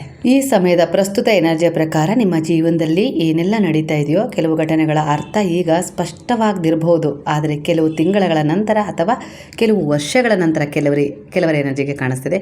ಹಿಂದಿರುಗಿ ನೋಡಿದಾಗ ಇದೆಲ್ಲವೂ ಒಂದು ಕಾರಣಕ್ಕಾಗಿ ನಡೆದಿತ್ತು ಅನ್ನುವ ಅನುಭವ ಖಂಡಿತ ನೀವು ಅನುಭವಿಸ್ತೀರಾ ಅನ್ನೋ ರೀತಿಯಲ್ಲಿ ಬರ್ತದೆ. ಆದರೆ ನಂಬಿಕೆ ಇಡಬೇಕು ಅಲ್ಲಿವರೆಗೂ ನೀವು, ಅಂದರೆ ಆ ಭರವಸೆಯಿಂದ ನೀವು ಸಮರ್ಪಣೆ ಆಗಬೇಕು. ಆಗ ಆ ಅನುಭವವನ್ನು ನೀವು ಅನುಭವಿಸ್ತೀರಿ. ಈಗಲೇ ನೀವು ಅದರಿಂದ ಹಿಂದೆ ಸರಿದ್ರೆ ಆ ಅನುಭವ ನಿಮಗೆ ಸಿಗೋದಿಲ್ಲ ಅನ್ನೋ ರೀತಿಯಲ್ಲಿ ಗುರು ಎಚ್ಚರಿಸ್ತಾ ಇದ್ದಾರೆ. ಹಾಗಾಗಿ ನೀವು ಶರಣಾಗಿದ್ದೀರಾ, ಒಳ್ಳೆಯ ಉದ್ದೇಶದಲ್ಲಿದ್ದೀರಾ, ಹಾಗೆ ಆಧ್ಯಾತ್ಮಿಕ ಪ್ರಯಾಣದಲ್ಲಿ ಸಾಗ್ತಾ ಇದ್ದೀರಾ. ಅಂದರೆ ಇದು ಒಂದು ದಿವ್ಯ ಅನುಭವವನ್ನು ಕೊಡುವ ಆಧ್ಯಾತ್ಮಿಕ ಪ್ರಯಾಣವಾಗಿರುತ್ತೆ. ಹಾಗಾಗಿ ಆ ಅನುಭವ ಸಿಗಬೇಕು ಅಂದರೆ ಸ್ವಲ್ಪ ಶ್ರದ್ಧಾ ಸಬೂರಿಯನ್ನು ನೀವು ಹೊಂದಬೇಕು. ಅದಕ್ಕೆ ತಕ್ಕ ಹಾಗೆ ಒಳ್ಳೆಯ ಉದ್ದೇಶದ ಕರ್ಮಗಳಿರಬೇಕು. ಅದಕ್ಕೆ ತಕ್ಕ ಹಾಗೆ ಸ್ವಲ್ಪ ತಾಳ್ಮೆ ಕೂಡ ಇರಬೇಕು. ಅದ್ರ ಜೊತೆ ಪ್ರಾಮಾಣಿಕ ಪ್ರಯತ್ನ ಇರಬೇಕು. ಇಲ್ಲಿ ಈಗಿನ ಪ್ರಸ್ತುತ ಎನರ್ಜಿಗೆ ಒಂದು ಗಂಭೀರವಾದ ಮತ್ತು ಎಚ್ಚರಿಕೆಯ ಒಂದು ಎನರ್ಜಿ ಕನೆಕ್ಟ್ ಆಗ್ತಿದೆ. ಯಾವ ರೀತಿ ಅಂದರೆ ಜೀವನದಲ್ಲಿ ನೀವು ಅನೇಕ ಪಾತ್ರಗಳನ್ನು ನಿರ್ವಹಿಸ್ತೀರ. ಮಗ, ಮಗಳು, ತಾಯಿ, ತಂದೆ, ಪತಿ, ಪತ್ನಿ, ಸ್ನೇಹಿತ, ಉದ್ಯೋಗಿ ಅಥವಾ ಸಹೋದ್ಯೋಗಿ, ಸಮಾಜದ ಸದಸ್ಯ. ಆದರೆ ಕೆಲವೊಮ್ಮೆ ಈ ಪಾತ್ರಗಳಲ್ಲಿಯೇ ನೀವು ಎಷ್ಟು ಮುಳುಗಿರ್ತೀರಾ ಅಂದರೆ ನೀವು ನಿಜವಾಗಿ ಯಾರು ಎಂಬುದನ್ನೇ ಮರೆತುಬಿಟ್ಟಿರ್ತೀರ. ಅದಕ್ಕೋಸ್ಕರ ಇಲ್ಲಿ ನಿಮ್ಮ ಜೀವನದ ಜವಾಬ್ದಾರಿಗಳು ಮುಖ್ಯವೇ ಸರಿ, ಆದರೆ ಅವುಗಳೇ ನಿಮ್ಮ ಸಂಪೂರ್ಣ ಅಸ್ತಿತ್ವವಲ್ಲ. ನಿಮ್ಮ ಆತ್ಮವು ಈ ಭೂಮಿಗೆ ಕೇವಲ ಹಣ ಸಂಪಾದಿಸಲು, ಜನರ ಮೆಚ್ಚುಗೆ ಪಡೆಯಲು ಅಥವಾ ಕೆಲವು ಸಂಬಂಧಗಳನ್ನು ನಿರ್ವಹಿಸಲು ಮಾತ್ರ ಬಂದಿಲ್ಲ, ಸುಖ ಪಡೆಯೋಕ್ಕೆ ಮಾತ್ರ ಬಂದಿಲ್ಲ. ಅಂದರೆ ಇಲ್ಲಿ ಅದಕ್ಕಿಂತ ದೊಡ್ಡ ಉದ್ದೇಶ ಹೊಂದಿದೆ. ನಿಮ್ಮ ಆತ್ಮದ ಬೆಳವಣಿಗೆ, ಪ್ರೀತಿ, ಕರುಣೆ, ಜಾಗೃತಿ, ದಯೆ, ಮನುಷ್ಯತ್ವ, ಮಾನವೀಯತೆ ಮತ್ತು ಆಧ್ಯಾತ್ಮಿಕ ಪ್ರಗತಿ ಅದರ ನಿಜವಾದ ಗುರಿ ಕೂಡ ಆಗಿರುತ್ತೆ. ಅದನ್ನು ಕೂಡ ನೆನಪು ಮಾಡ್ಕೊಳ್ಳಿ. ಯಾಕಂದರೆ ನೀವಿಲ್ಲಿ ಏನು ಭೌತಿಕವಾಗಿ ಜೀವಿಸ್ತಾ ಇದ್ದೀರಲ್ಲ, ಅಂದರೆ ಕೆಲವು ಸಂಬಂಧಗಳು ಹಾಗಿರಬೇಕು, ಹೀಗಿರಬೇಕು, ಅವರಿಗೋಸ್ಕರ ನಾನು ಇಷ್ಟು ಶ್ರಮ ಪಡ್ತಾಯಿದ್ದೀನಿ, ತ್ಯಾಗ ಮಾಡ್ತಾಯಿದ್ದೀನಿ, ಪ್ರಾರ್ಥನೆ ಮಾಡ್ತಿದ್ದೀನಿ, ಎಲ್ಲವೂ ಸರಿ ಇದೆ, ಇಲ್ಲ ಅಂತಲ್ಲ. ಆದರೆ ನಿಮಗೋಸ್ಕರ ನೀವೇನು ಮಾಡ್ತಾಯಿದ್ದೀರಾ? ನೀವು ಮುಂದೆ ಪ್ರಯಾಣ ಮಾಡಬೇಕು ಅಂದರೆ ಇಲ್ಲಿ ಗಳಿಸಿದ ಆಸ್ತಿ ಆಗಿರ್ಬೋದು, ಸಂಬಂಧ ಆಗಿರ್ಬೋದು, ಏನೇ ಆಗಿರ್ಬೋದು, ಯಾವುದನ್ನು ತಗೊಂಡು ಹೋಗೋಕ್ಕಾಗಲ್ಲ. ಆದರೆ ನಿಮ್ಮ ಜೊತೆ ಹೋಗೋದೇನು? ನಿಮ್ಮ ಮನುಷ್ಯತ್ವ, ಮಾನವೀಯತೆಗಳಿಂದ ನೀವು ಜಾಗೃತಗೊಳಿಸ್ಕೊಂಡಿರ್ತೀರಲ್ಲ, ದಯೆ, ಕರುಣೆ, ಪ್ರೇಮ, ಸೇವೆಯಿಂದ ಉಂಟಾದ ಪುಣ್ಯವನ್ನು ಮಾತ್ರ ನಿಮ್ಮ ಜೊತೆಗೆ ತಗೊಂಡು ಹೋಗಲಿಕ್ಕೆ ಇಲ್ಲಿ ನಿಮಗೆ ಅಧಿಕಾರ ಇರುತ್ತೆ ಅನ್ನೋ ರೀತಿಯಲ್ಲಿ ಗುರು ಹೇಳ್ತಾ ಇದ್ದಾರೆ. ಹಾಗಾಗಿ ಇಲ್ಲಿ ಇದ್ರ ಮಧ್ಯೆ ನೀವು ಏನು ಸಾಧಿಸಬೇಕು ನಿಮಗೋಸ್ಕರ ಅನ್ನೋದನ್ನು ಸ್ವಲ್ಪ ನೆನ್ಪಿಟ್ಕೊಳ್ಳಿ. ಇದರಲ್ಲಿ ಕಳೆದು ಹೋಗಬೇಡಿ ಈ ಜವಾಬ್ದಾರಿಗಳಲ್ಲಿ ಅನ್ನೋ ರೀತಿಯಲ್ಲಿ ಹೇಳ್ತಾರೆ. ಈಗ ಬಹುಶಃ ನೀವು ಹೊರಗಿನ ಜಗತ್ತಿನ ಸಮಸ್ಯೆಗಳು, ಜವಾಬ್ದಾರಿಗಳು ಅಥವಾ ಜನರ ನಿರೀಕ್ಷೆಗಳಲ್ಲಿ ಸಿಕ್ಕಾಕೊಂಡಿರ್ಬೋದು. ನಿಮ್ಮ ಮೌಲ್ಯವನ್ನು ಇತರರ ಅಭಿಪ್ರಾಯಗಳಿಗಿಂತ ಅಳಿತಾ ಇರ್ಬೋದು ನೀವು. ಆದರೆ ಸಾಯಿ ಬಾಬಾ ಏನು ಹೇಳ್ತಾ ಇದ್ದಾರೆ ಅಂದರೆ ಇಲ್ಲಿ ಸ್ಪಷ್ಟವಾಗಿ ನೀವು ನಿರ್ವಹಿಸುವ ಪಾತ್ರಕ್ಕಿಂತ ನೀವು ಬಹಳ ದೊಡ್ಡವರಾಗಿದ್ದೀರಾ. ಪಾತ್ರಗಳು ಬದಲಾಗ್ತವೆ, ಆದರೆ ಅವು ಅಂದರೆ ಆತ್ಮ ಶಾಶ್ವತವಾಗಿರುತ್ತೆ. ಅದನ್ನು ಅರ್ಥ ಮಾಡ್ಕೊಳ್ಳಿ ಅನ್ನೋ ರೀತಿಯಲ್ಲಿ ಬರ್ತದೆ. ಅಂದರೆ ನಿಮ್ಮ ಕರ್ಮಕ್ಕನುಸಾರವಾಗಿ ನೀವು ಮುಂದಿನ ಜನ್ಮದಲ್ಲಿ ನಿಮ್ಮ ಪಾತ್ರಗಳು ಬದಲಾಗ್ಬೋದು, ಆದರೆ ಆತ್ಮ ಶಾಶ್ವತವಾಗಿರುತ್ತಲ್ಲ. ಹಾಗಾಗಿ ಆತ್ಮದಲ್ಲಿ ಏನಾದರೂ ನೀವು ಒಂದು ಒಳ್ಳೆಯ ಉದ್ದೇಶದ ಕರ್ಮವನ್ನು ಒಂದು ಸ್ಟಾಕ್ ಮಾಡಿ ಅನ್ನೋ ರೀತಿಯಲ್ಲಿ ಆ ಎನರ್ಜಿಯನ್ನೆಲ್ಲ ಸ್ಟೋರ್ ಮಾಡಿ, ಆ ಪುಣ್ಯವನ್ನು ಸ್ಟೋರ್ ಮಾಡಿ, ಅದರ ಆಧಾರದ ಮೇಲೆ ಆತ್ಮ ಅಂಥದ್ದೇ ಒಂದು ಪಾತ್ರವನ್ನು ಮುಂದಿನ ಜನ್ಮದಲ್ಲಿ ನಿರ್ವಹಿಸುತ್ತೆ ಅನ್ನೋ ರೀತಿಯಲ್ಲಿ ಗೈಡ್ ಮಾಡ್ತಾ ಇದ್ದಾರೆ ಗುರುವು. ಕೆಲವೊಮ್ಮೆ ನೀವು ಸಂಬಂಧಗಳಿಗೆ, ಸ್ಥಾನಮಾನಕ್ಕೆ, ಕೆಲಸಕ್ಕೆ ಅಥವಾ ಭೌತಿಕ ಸಾಧನೆಗಳಿಗೆ ಅತಿಯಾಗಿ ಅಂಟ್ಕೊಂಡ್ಬಿಡ್ತೀರ. ಅವು ಕಳೆದು ಹೋಗುವ ಭಯವೇ ನಿಮ್ಮ ಮನಸ್ಸನ್ನು ಅಶಾಂತಗೊಳಿಸ್ತಾ ಇರುತ್ತೆ. ಯಾರಾದರೂ ನನ್ನಿಂದ ದೂರ ಆಗ್ತಾರಾ, ನನ್ನ ಆಸ್ತಿ ಹೋಗುತ್ತಾ, ನನ್ನ ಮನೆ ಹೋಗುತ್ತಾ, ನನಗೀಗಿರೋ ಸುಖ ಹೋಗುತ್ತಾ, ಶಾಂತಿ ಹೋಗುತ್ತಾ, ಇಲ್ಲ ಏನೇನೋ ರೀತಿಯಲ್ಲಿ ಒಂದು ಯೋಚಿಸ್ತಾ ಇದ್ರೆ. ಯಾರಾದರೂ ಮನೆಗೆ ಬಂದರೆ ನಾನು ಅಂದರೆ ನನ್ನ ಸ್ಥಾನ ಹೋಗುತ್ತಾ ಅಂತ ಹೇಳಿ ಅತ್ತೆ ಯೋಚಿಸ್ಬೋದು. ಅಂದರೆ ಸೊಸೆ ಬಂದವಳು ನನ್ನ ಅಸ್ತಿತ್ವ ಕಳ್ಕೊಳ್ಬೇಕಾ ಅತ್ತೆ ಎದುರಿಗೆ, ಎಲ್ಲದಕ್ಕೂ ಕೇಳೋ ರೀತಿಯಲ್ಲಿ ಅನ್ನೋದು ಅವರ ಆಲೋಚನೆ ಆಗಿರ್ಬೋದು. ಈ ರೀತಿ ಒಂದು ಕ್ಷಣಿಕ ಆಲೋಚನೆ ಬಗ್ಗೆ ಯೋಚಿಸ್ತಾ ಇದ್ದೀರಲ್ಲ, ಅಶಾಂತಗೊಳಿಸ್ಕೊಳ್ತಾ ಇದ್ದೀರಲ್ಲ ನಿಮ್ಮ ಮನಸ್ಸನ್ನು, ಭಯವನ್ನು ಬಿಡಿ ಅಂತ ಹೇಳ್ತಿದ್ದಾರೆ. ಯಾಕಂದರೆ ನೀವು ಕಳೆದುಕೊಳ್ಳಬಹುದಾದುದು ಯಾವುದು ನಿಮ್ಮ ನಿಜವಾದ ಅಸ್ತಿತ್ವ ಅಲ್ಲ. ನಿಮ್ಮ ನಿಜವಾದ ಶಕ್ತಿ ನಿಮ್ಮೊಳಗಿನ ಆತ್ಮದ ಒಂದು ಬೆಳಗಿಸೋದು, ಅದನ್ನು ಒಂದು ಒಳ್ಳೆಯ ಉದ್ದೇಶದಲ್ಲಿ ಇಡೋದು, ಜಾಗೃತಗೊಳಿಸೋದು, ಮನುಷ್ಯತ್ವ ಮಾನವೀಯತೆಯಲ್ಲಿ ಅದನ್ನು ಒಂದು ಉದ್ದೇಶದ ಜೊತೆ ಹೊರಹೊಮ್ಮಿಸೋದಾಗಿರುತ್ತೆ. ಅದನ್ನು ಅರ್ಥ ಮಾಡ್ಕೊಳ್ಳಿ. ಯಾಕಂದರೆ ನಿಮ್ಮ ಜೊತೆಗೆ ಹೋಗೋದು ನಿಮ್ಮ ಆತ್ಮ, ಅಂದರೆ ನಿಮ್ಮ ದೇಹ ಇಲ್ಲೇ ಬಿಟ್ಬಿಡ್ತೀರಾ ಈ ಜನ್ಮದಲ್ಲಿ ನೀವು. ಮತ್ತೆ ಒಂದು ಪಾತ್ರದೊಂದಿಗೆ ನಿಮ್ಮ ಮುಂದಿನ ಜನ್ಮದಲ್ಲಿ ನಿಮ್ಮ ಆತ್ಮ ಬೇರೊಂದು ದೇಹವನ್ನು ಆಯ್ಕೆ ಮಾಡ್ಕೊಳ್ಳುತ್ತೆ. ಹಾಗಾಗಿ ಅರ್ಥ ಮಾಡ್ಕೊಳ್ಳಿ ಅನ್ನೋ ರೀತಿಯಲ್ಲಿ ಗುರು ಹೇಳ್ತಾ ಇದ್ದಾರೆ. ನೀವು ಸಿಕ್ಕಾಕೊಂಡಿರೋದು ಪರಿಸ್ಥಿತಿಯಲ್ಲ, ಕೆಲವೊಮ್ಮೆ ನಿಮ್ಮ ಸ್ವಂತ ಚಿಂತನೆಗಳಲ್ಲಿ ನನಗೆ ಇದು ಸಾಧ್ಯವಿಲ್ಲ, ನಾನು ಬದಲಾಗಲು ಸಾಧ್ಯವಿಲ್ಲ, ಇದರಿಂದ ಹೊರಬರಲು ದಾರಿ ಇಲ್ಲ ಎಂಬ ನಂಬಿಕೆಗಳೇ ನಿಮ್ಮನ್ನು ಬಂಧಿಸಿರ್ಬೋದು ಅನ್ನೋ ರೀತಿಯಲ್ಲಿ ಕೆಲವರ ಎನರ್ಜಿಗೆಯಲ್ಲಿ ಕಾಣಿಸ್ತಿದೆ. ಆದರೆ ಆಶೀರ್ವಾದದ ಅಂಶವೇನೆಂದರೆ ಇಲ್ಲಿ ಗುರುವನ್ನು ನಂಬಿದ್ದೀರಾ, ಅವರ ಶರಣದಲ್ಲಿದ್ದೀರಾ, ಭಗವಂತನ ನಾಮಸ್ಮರಣೆಯನ್ನು ಮಾಡ್ತಾ ಇದ್ದೀರಾ. ಹಾಗೆ ಆಧ್ಯಾತ್ಮಿಕ ಪ್ರಯಾಣದಲ್ಲಿ ಈಗ ನಿಮ್ಮನ್ನು ನೀವು ತದೇಕ ಚಿತ್ತದಿಂದ ತೊಡಗಿಸ್ಕೊಂಡಿದ್ದೀರಾ. ಈಗ ಅವರ ಆಶೀರ್ವಾದದ ಒಂದು ಯಾವ ರೀತಿ ವಿಚಾರ ಅಂಶ ಅಂದರೆ ಬಂಧನದ ಬಾಗಿಲು ಈಗಾಗಲೇ ತೆರೆದಿದೆ. ನೀವು ನಿಮ್ಮ ಶಕ್ತಿಯನ್ನು ಮರುಪಡುವ ಸಮಯ ಬಂದಿದೆ. ನಿಮ್ಮ ಭಯಗಳಿಗಿಂತ ನಿಮ್ಮ ಆತ್ಮದ ಧ್ವನಿಯನ್ನು ಕೇಳಲು ಪ್ರಾರಂಭಿಸಿ. ಒಳ್ಳೆಯ ಉದ್ದೇಶಗಳ ಜೊತೆ ಕನೆಕ್ಟ್ ಆಗಿ ಮುಂದೆ ಸಾಗುವ ದಾರಿ ಸ್ಪಷ್ಟವಾಗುತ್ತೆ ಅನ್ನೋ ರೀತಿಯಲ್ಲಿ ಗುರು ಹೇಳ್ತಾ ಇದ್ದಾರೆ. ಅಂದರೆ ಇಲ್ಲಿ ಒಂದು ಸೌಮ್ಯವಾದ ಎಚ್ಚರಿಕೆಯನ್ನು ಕೂಡ ನೀಡ್ತಾ ಇದ್ದಾರೆ. ನಿಮ್ಮ ಜೀವನದ ಹೊರಗಿನ ಪಾತ್ರಗಳು, ಸಂಬಂಧಗಳು ಅಥವಾ ಭೌತಿಕ ಗುರಿಗಳೇ ಎಲ್ಲವೂ ಅಂತ ಹೇಳಿ ಭಾವಿಸಿದರೆ ನಿಮ್ಮ ಆತ್ಮದ ಕರೆಯನ್ನು ನೀವು ನಿರ್ಲಕ್ಷಿಸಬಹುದಲ್ವಾ. ಅದು ಒಳಗಿನ ಖಾಲಿತನ, ಅಸಮಾಧಾನ ಮತ್ತು ದಿಕ್ಕು ತೋಚದ ಭಾವನೆಗಳನ್ನು ಉಂಟು ಮಾಡಬಹುದು. ಆದ್ದರಿಂದ ಪ್ರತಿದಿನ ಸ್ವಲ್ಪ ಸಮಯವನ್ನು ನಿಮ್ಮ ಆತ್ಮಕ್ಕಾಗಿ ಮೀಸಲಿಡಿ. ಧ್ಯಾನ, ಪ್ರಾರ್ಥನೆ, ಪೂಜೆ, ಹಾಗೆ ಆತ್ಮಾವಲೋಕನ, ಅವ್ರ ಜೊತೆ ಕಮ್ಯುನಿಕೇಟ್ ಆಗಿ ಮಾತನಾಡೋದು, ಈ ಮೂಲಕ ಒಳಗಿನ ಧ್ವನಿಯೊಂದಿಗೆ ನೀವು ಸಂಪರ್ಕದಲ್ಲಿರಿ ಅನ್ನೋ ರೀತಿಯಲ್ಲಿ ಗುರು ಹೇಳ್ತಾ ಇದ್ದಾರೆ. ಅಂದರೆ ಇಲ್ಲಿ ಪೂಜೆ ಪುನಸ್ಕಾರ ಯಾಕೆ ಮಾಡಬೇಕು, ನನಗೆ ಇಷ್ಟು ಕಷ್ಟಗಳಿದ್ದಾವೆ ಅಂತೇಳಿ ಕೇಳ್ತಾ ಇದ್ರಲ್ಲ, ಇಲ್ಲ ಮಾಡ್ತಾ ಇದ್ರು ಕೂಡ ನಾನು ಮಾಡದ ವ್ರತ ಇಲ್ಲ ಆದರೂ ಕೂಡ ನನ್ನ ಜೀವನದಲ್ಲಿ ಇಷ್ಟು ಕಷ್ಟಗಳಿದ್ದಾವೆ ಅಂತ ಹೇಳ್ತಾ ಇದ್ರಲ್ಲ, ಅದು ನಿಮ್ಮದೇ ಆದ ಕರ್ಮ. ಆದರೆ ಇಲ್ಲಿ ನೀವು ಅವುಗಳನ್ನು ದೂರ ಮಾಡ್ಕೊಳ್ಬೇಕು ಅಂದರೆ ನೀವು ನಿಮಗೋಸ್ಕರ ಸ್ವಲ್ಪ ಸಮಯ ಕೊಡಿ. ಆ ಸಮಯದಲ್ಲಿ ಇವುಗಳನ್ನು ಮಾಡಿ. ನನಗೋಸ್ಕರ ಅಲ್ಲ. ಪೂಜೆ ಪುನಸ್ಕಾರ, ವ್ರತ, ನಿಯಮ, ನೀವು ಮಾಡೋ ನೈವೇದ್ಯ, ಅಭಿಷೇಕ, ಅದು ಯಾವುದು ನನಗೋಸ್ಕರ ಅಲ್ಲ.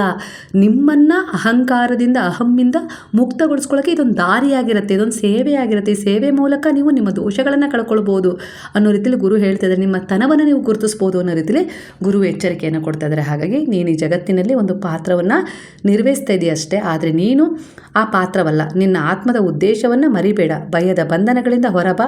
ನಿನ್ನ ನಿಜವಾದ ಬೆಳಕನ್ನು ಅರಿತುಕೋ. ನಾನು ನಿನ್ನನ್ನು ಸರಿಯಾದ ದಾರಿಯಲ್ಲಿ ನಡೆಸ್ತಾ ಇದ್ದೀನಿ, ವಿಶ್ವಾಸ ಇಡು ಅನ್ನೋ ರೀತಿಯಲ್ಲಿ ಗುರು ನಿಮಗೆ ಹೇಳ್ತಾ ಇದ್ದಾರೆ. ಅಂದರೆ ಗುರು ಎಚ್ಚರಿಸ್ತಾ ಇದ್ದಾರೆ, ಜಗತ್ತಿನಲ್ಲಿ ಬದುಕು, ಆದರೆ ಜಗತ್ತಿನಲ್ಲೇ ಕಳೆದು ಹೋಗಬೇಡ. ನಿನ್ನ ಆತ್ಮದ ಉದ್ದೇಶವನ್ನು ನೆನಪಿಟ್ಕೊಂಡು ಮುಂದೆ ಸಾಗೋದನ್ನು ಮರಿಬೇಡ ಅನ್ನೋ ರೀತಿಯಲ್ಲಿ ಹೇಳ್ತಿದ್ದಾರೆ. ಇವತ್ತಿನ ಎನರ್ಜಿಗೆ ನಿಮ್ಮ ಎನರ್ಜಿ ಕನೆಕ್ಟ್ ಆಗಿ ನಿಮ್ಮನ್ನು ಅನೇಕ ರೀತಿಯ ಒಂದು ವಿಚಾರಗಳಲ್ಲಿ ಪರಿವರ್ತನೆ ತರುವ ಹಾಗೆ ಮಾಡಿದೆ ಅಂತೇಳಿ ನಿಮಗೇನಾದರೂ ಅನಿಸಿದರೆ ಖಂಡಿತ ಕೃತಜ್ಞತಾಪೂರ್ವಕವಾಗಿ ಸಾಯಿರಾಮ್ ಅಂತೇಳಿ ಕಮೆಂಟ್ ಮಾಡೋದನ್ನು ಮರಿಬೇಡಿ. ಹಾಗಾದರೆ ಎಲ್ಲರೂ ಸೇರಿ ಹೇಳೋಣ, ಹರೇ ರಾಮ ಹರೇ ರಾಮ ರಾಮ ರಾಮ ಹರೇ ಹರೇ, ಹರೇ ಕೃಷ್ಣ ಕೃಷ್ಣ ಕೃಷ್ಣ ಹರೇ ಹರೇ, ಹರೇ ಸಾಯಿ ಸಾಯಿ ಸಾಯಿ ಹರೇ ಹರೇ, ಹರೇ ಬಾಬಾ ಬಾಬಾ ಬಾಬಾ ಹರೇ ಹರೇ, ಹರೇ ದತ್ತ ದತ್ತ ದತ್ತ ಹರೇ ಹರೇ.